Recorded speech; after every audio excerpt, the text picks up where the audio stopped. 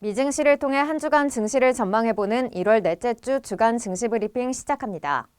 먼저 1월 27일 기준 뉴욕 증시 마감 상황부터 체크해 보겠습니다. 지난주는 12월 개인 소비 지출 가격 지수가 전년 동기 대비 5% 상승했는데요. 이에 따라 물가가 안정을 되찾아가고 있다는 평가와 금리 인상을 중단할 수 있다는 기대감에 3대 지수 일제히 상승 마감했습니다. 다우 지수는 0.08% 오르며 33,000선에, 나스닥은 테슬라 급등에 힘입어 4주 연속 강세를 이어가면서 0.95% 상승한 11,000선의 장을 마쳤습니다. 마지막으로 S&P 500 지수도 8주 연속 최고치를 기록하면서 4,000선에 안착한 모습인데요. 역시 0.25% 오름세를 연출하면서 거래를 마쳤습니다. 네, 그럼 최영희 더구로증권 IT 에디터와 함께 이번 주 전망에 대해 자세히 알아보도록 하겠습니다. 안녕하세요. 네, 안녕하세요. 네, 먼저 지난주 국내 증시는 저번 방송에서 말씀해 주셨던 그 예상치보다 훨씬 이제 높게 상승을 하면서 이제 많이 웃돈 모습인데 연휴 기간에도 계속 상승을 이어갔잖아요. 네. 지난주 뉴욕 증시 그리고 국내 증시 좀 전반적인 흐름이 어땠는지부터 짚어주시죠.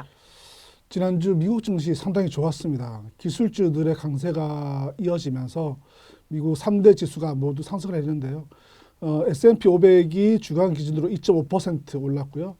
다우와 나스닥은 각각 1.8%, 4.3% 급등했습니다. 이에 따라서 S&P 500 같은 경우는 지난달 2일 이후 8주의 최고치를 기록하며 4,000선에 안착을 했고요.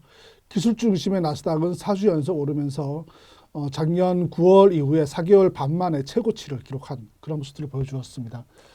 국내 증시도 마찬가지인데요. 사실은 올해 들어서만 코스피 지수 같은 경우에 10% 넘게 급등을 했는데요.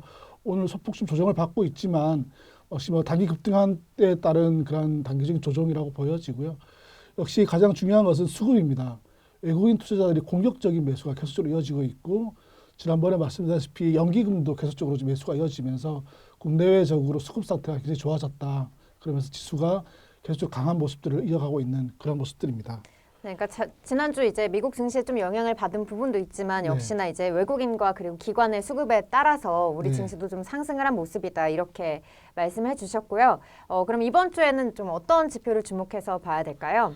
일단은 가장 중요한 것은 미국 FOMC가 우리나라 시간으로 2일 날 발표가 됩니다. 전문가들은 0.25%포인트 인상할 걸로 예상을 하고 있고요. 그에 따라서 통화 정책들이 좀 변화가 올 것이다. 이런 기대감들이 사실은 많이 있습니다. 그러면서 사실은 증시가 선반영된 측면들이 있다. 이렇게 보여지고요. 그다음에 FOMC 다음 날 1월 고용보고서가 나오는데요. 사실 이 부분도 좀 주의 깊게 봐야 되는 부분이다. 이렇게 보여집니다. 그리고 미국 외에 중국도 좀 봐야 되는데요. 중국의 PMI 지수가 2월 1일 날 이제 발표가 되는데요. 중국의 이제 사실은 위드 코로나 가면서 우리나라 인류 오프닝주의에 대한 관심들이 많은데 그 지표들도 좀 관심 있게 봐야 될 부분이다 이렇게 판단됩니다. 네, 그러면 좀 이러한 여러 지표들이 발표가 되는데 그럼 이런 지표들이 우리 시장에 또 어떤 영향을 주는 건가요? 사실은 전문가들의 의견이 좀 갈리고 있어요. 네. FOMC 이후에 2,500선을 돌파할 것이다 이런 반면이 있는 반면에 또 일부에서는 단기적으로 너무 많이 올랐다. 사실은 월간 기준으로 10% 넘게 오른 것들은 사실은 좀 과한 측면이 없지 않아 있거든요. 전 세계적으로 올해 들어서 우리나라가 지수 상승에서는 거의 3위라고 지금 이런 발표가 나오고 있거든요. 그래서 오히려 조금 조정을 받을 것이다. 이런 이제 의견들이 좀 갈리고 있는 그런 상황들이에요. 네. 하지만 기본적으로 오늘 또 지수가 밀리고 있지만 외국인들이 좀 사고 있고 연기금도 수급도 나쁘지 않은 상황들이거든요. 오히려 소폭 조정을 좀 받는다면 오히려 좀 지난번에 말씀드렸다시피 대형주 중심으로 가자 이렇게 말씀드렸잖아요. 네. 역시 대형주 중심으로 해서 저점 매수 전략이 유효하지 않을까 이렇게 판단되는데 역시 급하게 따라갈 필요는 없다. 고점을 계속 따라가다 보면 또 밀리는 경우가 있기 때문에 밀릴 때마다 조금씩 모아가는 전략들이 좋지 않을까 싶고요. 특히나 이제 낙폭 과대한 대형주 중심으로의 전략들이 계속적으로 유효하지 않나 이렇게 판단이 됩니다. 네, 여기까지 이제 지난주 좀 증시 흐름과 그리고 이번 주 일정들까지 체크를 해봤고요. 이어서 국내 증시도 살펴보도록 하겠습니다. 현재 코스피는 0.83% 하락하면서 2,463.29포인트에 거래되고 있고요. 코스닥 같은 경우에는 0.20% 역시나 하락하면서 739.78포인트 선에서 거래가 되고 있습니다. 업종별 흐름도 살펴볼 텐데요. 현재는 지금 유틸리티주와 그리고 우주, 항공, 소프트웨어주가 강세를 나타내고 있고요.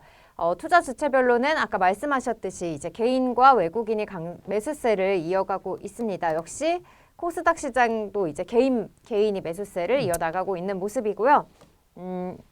여기까지 이제 오늘 1월 30일 월요일 기준 오전 11시 기준 우리 시장 상황 살펴봤고요.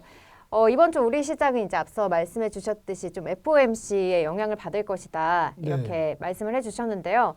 그럼 전문가들은 좀 우리 코스피 시장 어떻게 좀 구체적으로 전망을 하고 있을까요?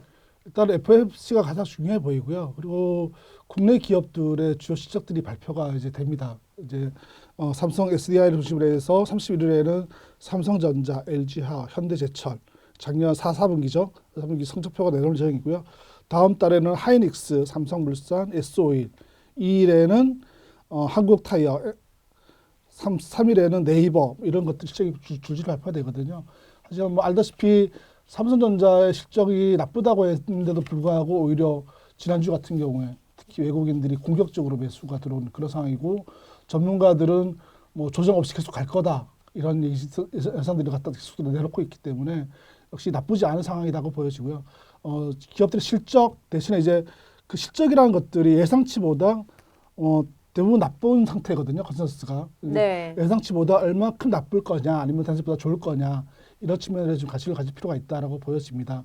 그리고 또 하나는 수급은 좀 계속 좀 살펴봐야 되는데요. 외국인들의 공격적인 매수가 계속 이어질지 그리고 연기금의 모습들도 살펴보면서 접근하는 것이 좋지 않겠나 이렇게 판단됩니다.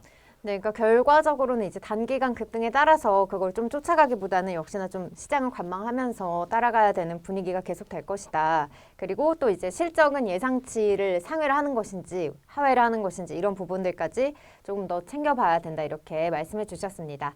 네, 지금까지 최영희 더그로증권 IT 에디터와 함께 이번 주 증시 전망에 대해서 살펴봤습니다.